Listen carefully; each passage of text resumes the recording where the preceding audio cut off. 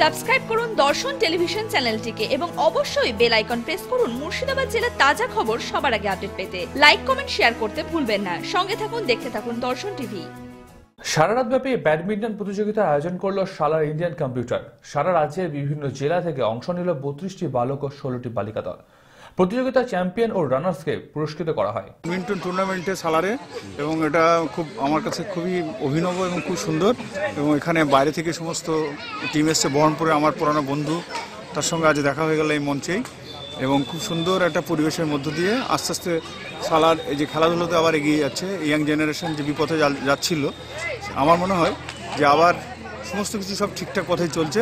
এবং খেলাধুলা জীবনে যে খুবই প্রয়োজন, এবং মানুষকে একদিকে যেমন এন্টারটেনমেন্ট করে মানুষকে যারা দেখছে তাদের, অন্যদিকে শরীর সুস্থ, দেহ মন সুস্থ রাখতে গেলে অবশ্যই অবশ্যই খেলাকে আমাদের ফিরিয়ে আনতে হবে। খেলা ছাড়া সুস্থ পরিবেশ, সুস্থ শরীর, ভালো মানুষ এগুলো পাওয়া যায় না। কারণ আমি যেটা বিশ্বাস করি যে খোলা আকাশের নিচে এই খেলার অনেক গুণ আছে। শরীর যেমন সুস্থ থাকে, দেহ মন যেমন সুস্থ থাকে, অন্যদিকে খেলা মানুষের মনকে অনেক বড় করে, অনেক উদার করে।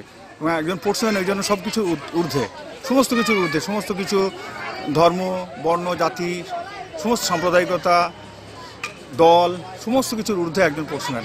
আমরা ব্যাডমিন্টন খেলতে এসেছি। সাধারণত এই বহরমপুর ছাড়া অন্য কোথাও অর্গানাইজ করা হয় না খেলা।